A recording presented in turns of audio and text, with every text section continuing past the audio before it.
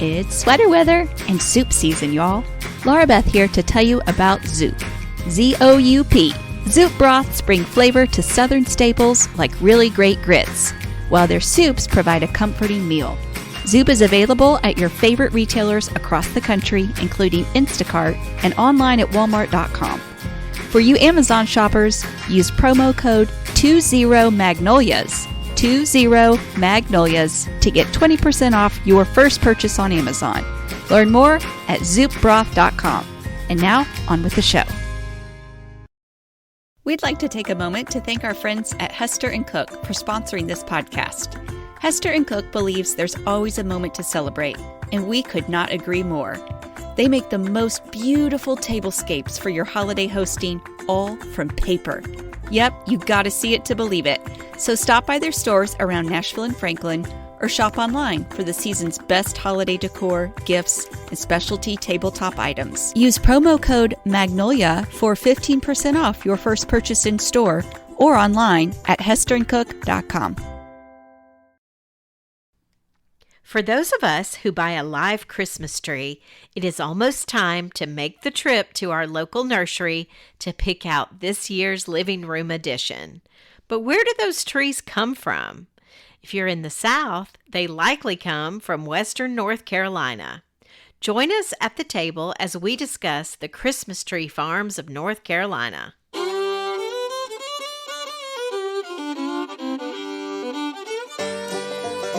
I'm Lainey.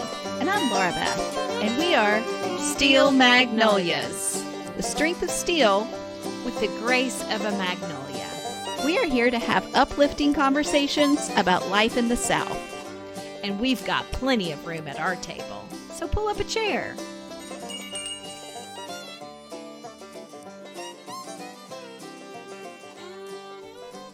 I came over here today and drove down Main Street. This is the time of year where coming to your house, Lainey, I will always come Main Street because it's starting to look like Christmas. It is.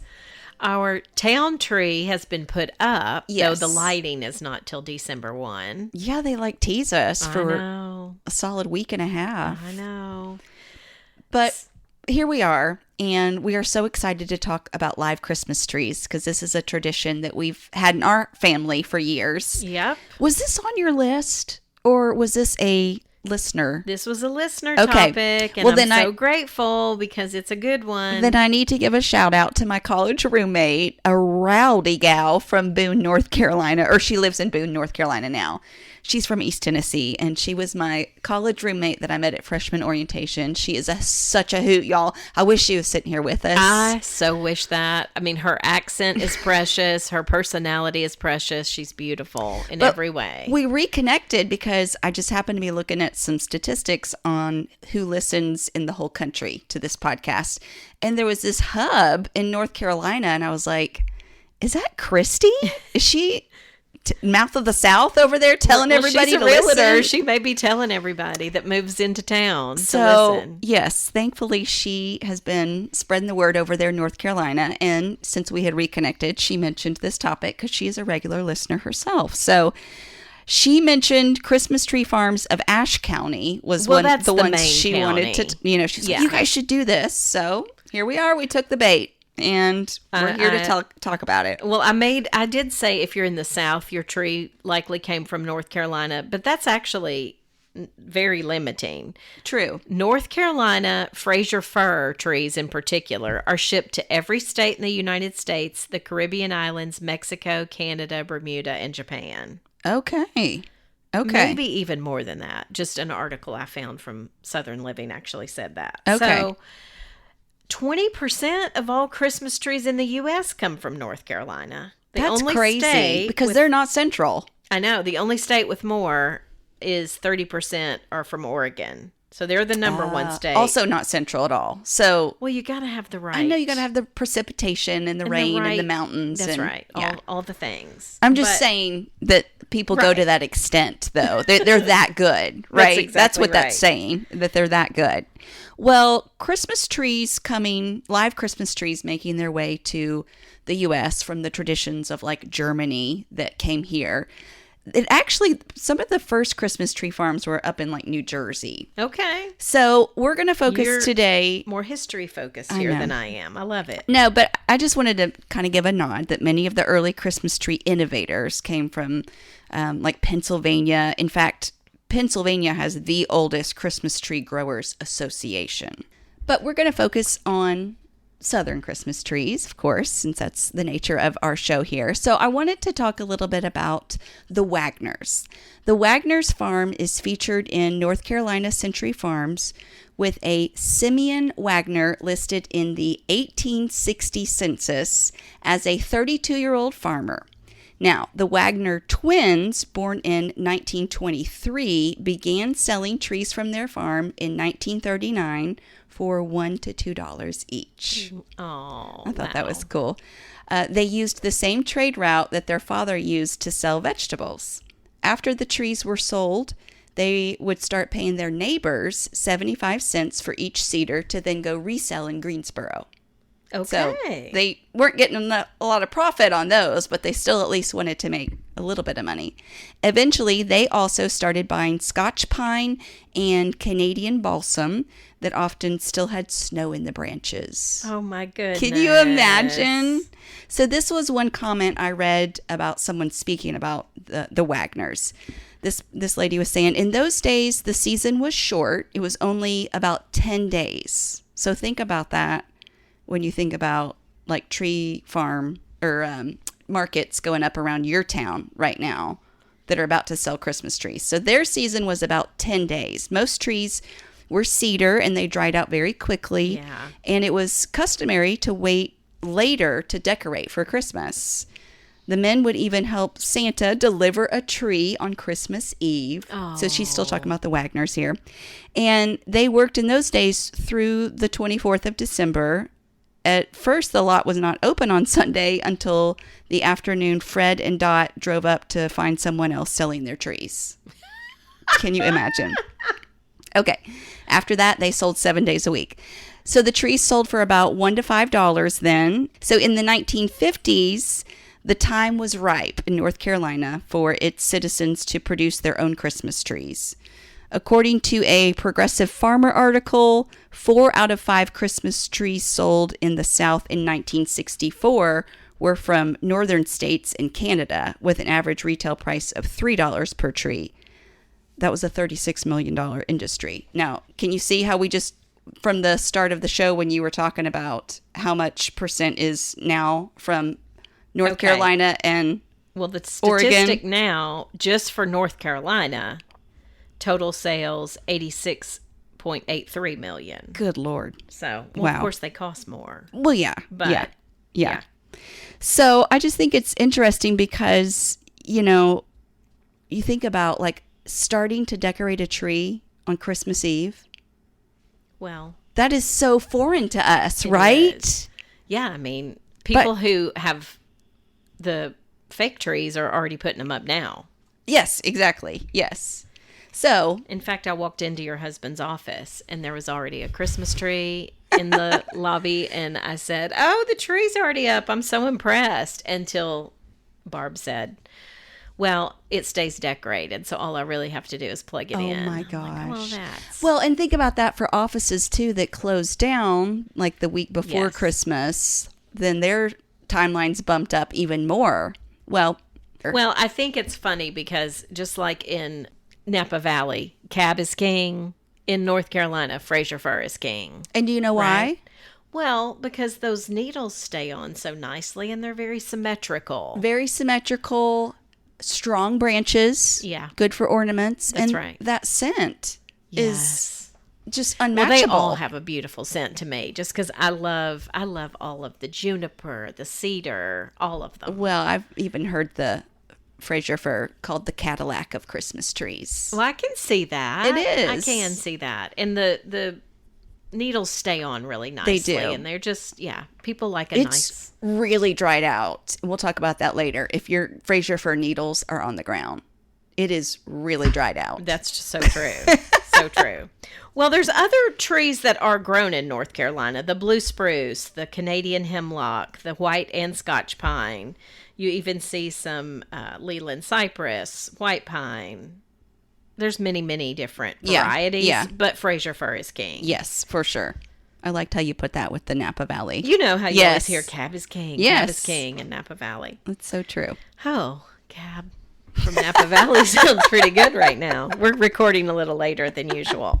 So, as you mentioned, Ashe County is the main county, which if you don't know where that is, because I didn't either, I had to look it up, but it's Boone and Blowing Rock. Yes. That whole high country region. Yes. As they call Glorious cities to visit apart from any of the Christmas tree talk we're having. Yes.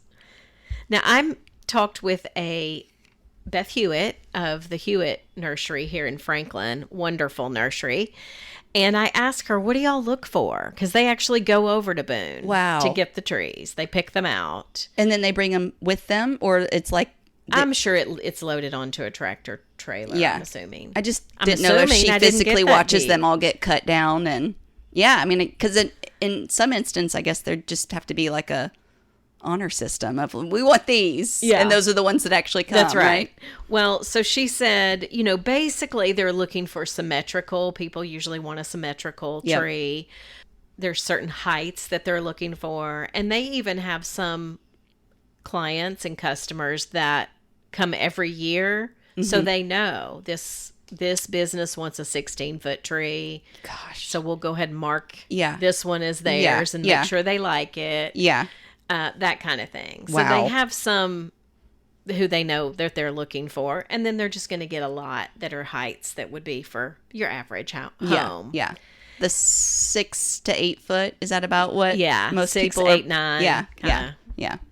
Now, the one that she mentioned that was really sweet was for an assisted living kind of place. And she said they always get a 16-foot tree. Wow. They always flock it for them. Wow. And then on the day that they make the delivery, and she said it takes 8 or 9 people to deliver it and get it up in the stand when it's that big. They do it when the residents are all eating dinner. And then after they come out from dinner, the tree is there and they all decorate it together. So I think that is just the sweetest tradition. This is so interesting to think about because my husband and I get along so well, but the only time it gets a little tense is getting that tree in the tree stand. So to have the weight of here are seniors that are finishing dinner, we got to have this tree up in a matter of this amount of time. That's why there's 8 or 9 and of them. And it's 16 feet. I cannot handle that pressure. When she said that they flocked it for them, I'm like, I might want to do that sometime. I just love that. Look, it's so beautiful. Now Lainey has a new idea. Cha-ching, cha-ching, cha-ching. Anyhow, I often do mine the Friday or Saturday after Thanksgiving. Yeah. I think that's when a lot of people like to go get their trees. And sometimes there's extra, Santa may be there or they have hot cocoa or that kind of thing. If you're going to just a Home Depot or a Lowe's, they're not going to have that, but they will usually help you, get it on the car. And they'll give you trimmings a lot of times too. Yes. In fact, if you're not getting a live tree, you can still go buy greenery. Yeah. There at a nursery or any kind of place like that. They'll have the wreaths and the greenery. Last year was a little harder to find it. I don't know if it was weather.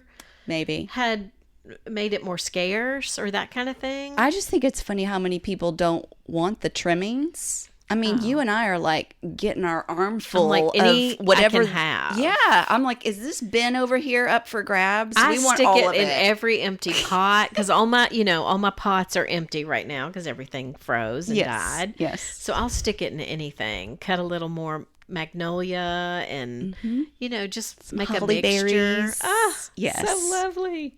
You don't even need a Christmas candle at that point. That's true. It's so fragrant. That is so true. Well, I loved some of these statistics. First of all, the total trees cut in North Carolina, one article that I found said it was over 4 million. Wow.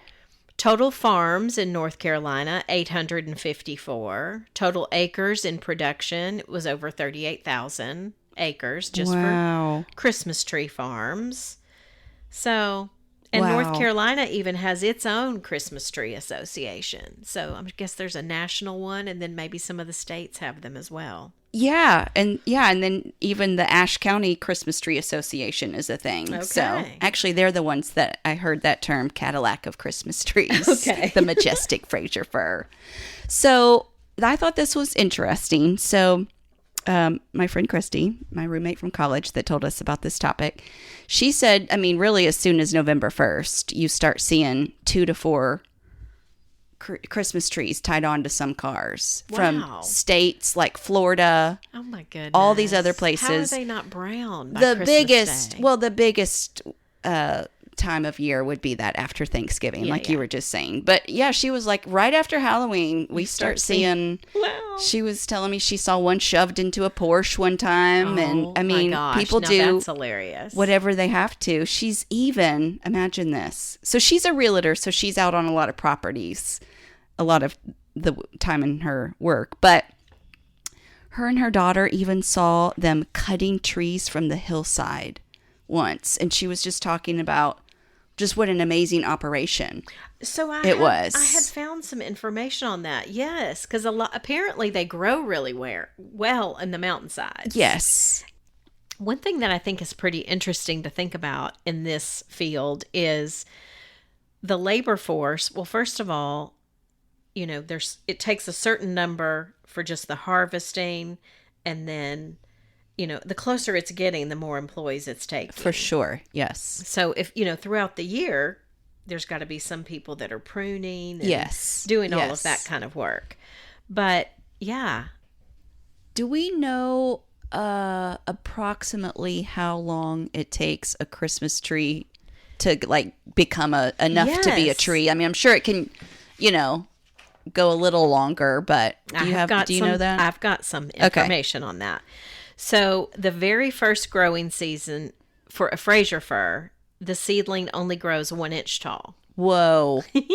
Wow.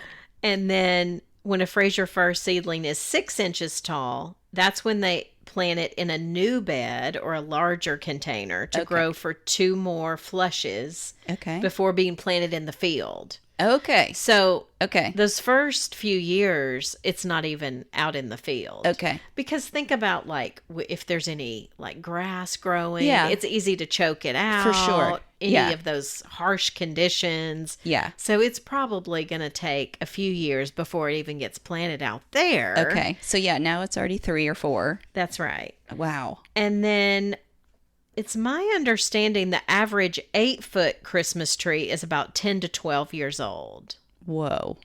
Okay. And then if you're talking about, well, I'm going to mention one tree in particular that's famous later, and I'll tell how old it is. Okay. Well, I thought this was interesting. Sorry, did I? No. Okay. Yeah, go ahead. So I mentioned Christy being a realtor. So she has a property under contract right now that still has a remaining Christmas tree lease on it. And I was like, what do you mean, a Christmas tree lease? And she said, well, farmers will lease the land to grow Christmas trees beyond like what they might own themselves or, you know, because they just need land, right? Yes. And this is the prime soils and conditions to grow these in. So they'll lease somebody's land. Yes. To grow a tree on. Well, since it takes so long to grow trees, sometimes that property changes hands. Okay. So the rule is that before the trees, if they haven't been harvested, the buyer has to honor the lease. Okay. And let them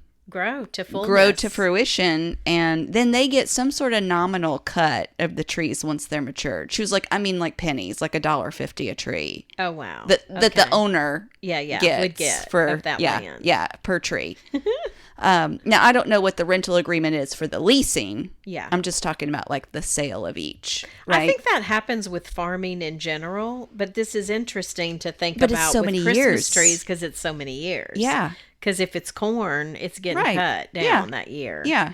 I've never thought of that. Yeah, because really a lot of people aren't going to be in a property, you know, well, I guess it would all depend on when it was in the ground. So yeah, I'm sure that's really a big thing. Fascinating. It's also a total side note, but I had asked a realtor one time about what do you do if you are wanting to sell a home, but you have a garden full of 50-year-old peonies? And she said you have to get them up before you start showing. Ooh, good to know. And so Because she said you need a friend that, will help you until you transition to the next place. That sounds like its own business. Like these storage places that are such. We have your greenhouse. We've got come bring us your green. Well, the Storage Wars, that television show hilarious. That's so popular. We could have the greenhouse wars. Well, one thing that I learned in a TED Talk one time, I learn a lot from TED Talks, but they're so good. The one tree in a yard or in a city block or something does so much for the oxygen. Oh, pulling that carbon dioxide out and all of that. And so I did read that Christmas trees in Ashe County provide enough daily oxygen for 216,000 people. Wow. I just think that's awesome. That just feels refreshing. Air, right? I know. It's gotta be some in good the midst air of cold breathing. And flu season, that's where I want to be. Right. Breathing some good air. Now, North Carolina's Christmas trees are quite renowned. Now, it's no surprise that the beautiful Biltmore would pull their tree from a local farm. Yeah. That's whose tree I was going to mention. They usually have a 30-foot tall tree in that grand ballroom. Yeah. Yeah. And that tree is usually about 30 years old. Good Lord. Wow. So they always get theirs. They have a long-standing relationship with Andrew's Nursery, which is in Newland, North Carolina. And so we'll have to link to our Biltmore episode in the show notes, because we also talked about how they actually have 2 trees every Christmas, 2 in that banquet hall. Yeah. The one replaces the other. One replaces the other because they get started November 1st. Yeah. And then towards the end of November, they're going to work those ticket sales as long as they can. When it's closed, that tree gets undecorated, taken down, new tree, 30-foot tall, comes in, decorated again before opening the next morning. Yeah. You got to love decorating to be on that staff. I mean, because that would be really hard. That first round, knowing this is just coming down in just a few weeks. And it's 500 Edison-style lights and 500 ornaments inspired by the very first Christmas tree in 1895. So that's a lot of decorating. Wow. Undecorating. It sure is. And decorating again. Now, other places. Yeah, so many of the Christmas trees that have been at the White House are also from North Carolina, including this year's Frasier fir from Fleetwood, North Carolina. Cool. So I think it's funny you're dropping the names of the cities and the farms, because that's a big deal. Oh, like yeah, Christy was saying, like you put that out there of where your tree's from, like and where the what farm, like when you've got, like if you're a business in the area, like here's where we get our trees from. Like you that is tout so cute. Where you got your tree from. That's awesome. And she was also telling me, this is such a fun time to visit this area, because like in Blowing Rock, for instance, they're pumping out fake snow right now. So like, don't just come get your Christmas tree. You can come and ski or snowboard while you're doing some Christmas shopping. How fun. She mentioned that there is, what was the name of that city? West Jefferson, she said, is a super cute area. They've got several like real specialty food stores, boutiques, restaurants. So yeah, you could really make, I mean, I think we all kind of have that Griswold family Christmas vacation moment in our head, right? When we think about a family going to cut down a Christmas tree.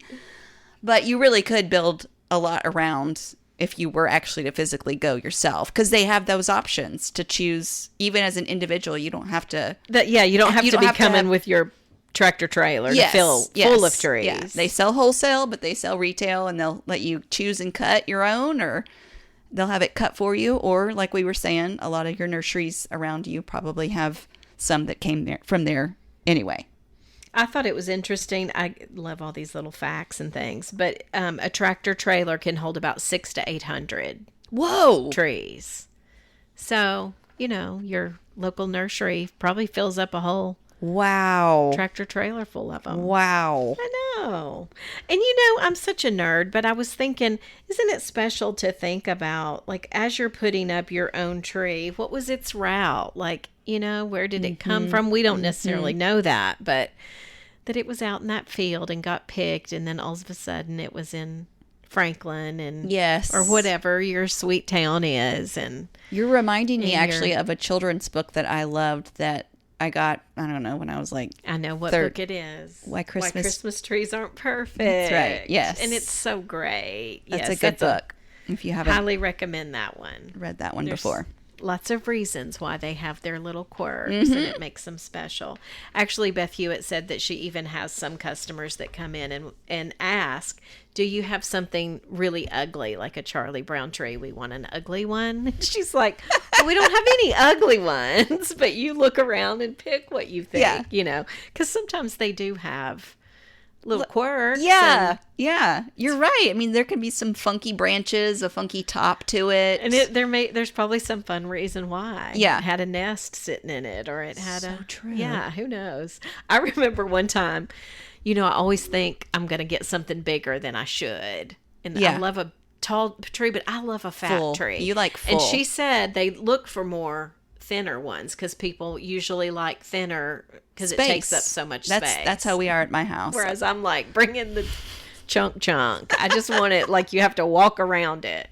Anyhow, I had one time that just had that one piece that was, how the top is really long. Yes. And I didn't realize how tall it was. And I just bring it in because it was just me. I have it in the stand and I'm pulling it in. And it makes this long mark across the ceiling. Oh, gosh. Yeah. Nice. Not cool. Yeah, I mean, because you could have them trim that at the... You can have them trim whatever you want. They'll trim however you want, yeah. And I do, because I know I'm going to have like a angel or a star or something, so I need a good amount of gap from ceiling to topper. You have to think about all this kind of stuff. I've had to even trim it more myself when I've gotten home. Yeah. We have... we're pretty regular on our watering because we're a little hyper about that. Now, our friend Michelle gave us this really cool, or she gave me one. I don't know if you got one. She gave me one. She didn't get one. Nice, Laura Beth. Okay. Well, it's this tube that you stick in the back of the tree and like stick it right into your tree stand. And it has a little funnel on the top. So you don't have to get in the floor? So you're pouring water. I'm still getting in the floor. Are you serious? I thought she gave you one. I'm so sorry. I'm still getting in the floor. What I do is I like to have a quart. Because if you have a 2 liter or 3 liter of water, it's really hard to tip it up and not spill it. So I like to get like a quart. Yes. Yeah, I'm still in the floor. Pouring. Moving gifts. Moving gifts. Okay, well, I got a gift idea for you for sure. Well, anyhow, when you very first get that thing home, it is going to be drinking up the water too. Because it's been cut a while back. Yes. I mean, a few weeks. Yes. And so oftentimes they'll give that bottom, it's like they're giving it a fresh... Yeah, what maybe would you we call should that? talk about how you care for a real tree. Let's do. I mean, just a few tips in case you want to try this for the first time. Yes. It is wonderful. Oh, first timers, come on. Come on. Join get you the a club. live tree. Join the club. Well, you should have them remove at least a half an inch from the base. They'll usually ask, do you want us to cut a little off the bottom? You should. You definitely want them to do that. Just like when you bring fresh flowers in. Yes. You want to trim just a tiny bit because it just helps. It will help them last longer. Yes. Okay, so that's the first thing. And then you really need to check and keep the water throughout the Christmas season. Keep the water nice and full. But especially I would say the first week, it's just drinking a lot more. Later, you'll get to where you just stick your finger in there and you're like, okay, it's still good. It's still good, yeah. But it takes those first, I'd say, 48 hours at least. Yeah. It's going to be drinking a lot. And if you've got a dog, make sure the dog's not drinking the water. Oh, my gosh. Also a Christmas Vacation reference. I have a tree skirt around mine, so I don't think Libby even knows about that. Yeah. Now, all that is needed is just plain tap water. I think there's some, rumors of putting sugar in there or cola and stuff like that to preserve freshness. Just fresh water is all it needs. I think it doesn't I've heard need sugar any of too. that stuff. No, it doesn't. And you want to make sure that it's in a cool area away from drafts and potential sources of warm air. You don't want any of that. Oh, gosh, and no. I will tell you, I even had mine. I used to have mine right next to the thermostat. Yeah. I didn't think anything about that. But the heat from the lights would mess up Yeah, I what thought the it was hotter thermostat than was it was. reading, and I'd be freezing cold in other parts of the house. Yeah. So It's like, I don't what are put you it talking there about? anymore. Your house is nice and warm. It's cozy in this corner. If that's happening, that might be why.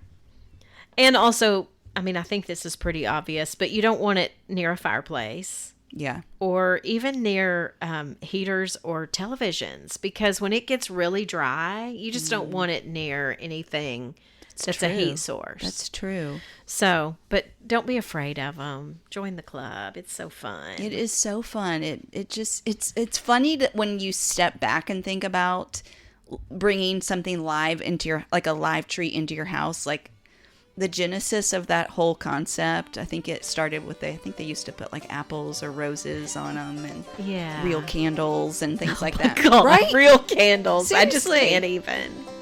So it is funny that when you step way back and think about like what a funny tradition, but hey, it's here and I'm here for it. So it's special.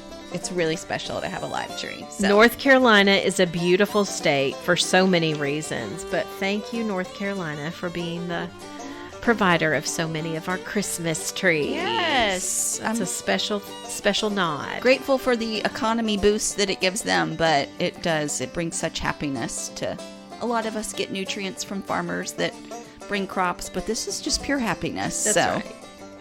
Okay, well, is that I think we've covered the gamut here. okay? Well, we hope that you guys do have a great Thanksgiving week with your families and Christmas shopping. It's upon us. It's here. I'm getting 25 catalogs a week, I think. My goodness. Well, pass them to me. I don't get as many as you I don't do. know. Some of these, I'm like, where did you even get my name? Word is out. She's a shopper. All right. Y'all have a great week. Peace be with y'all.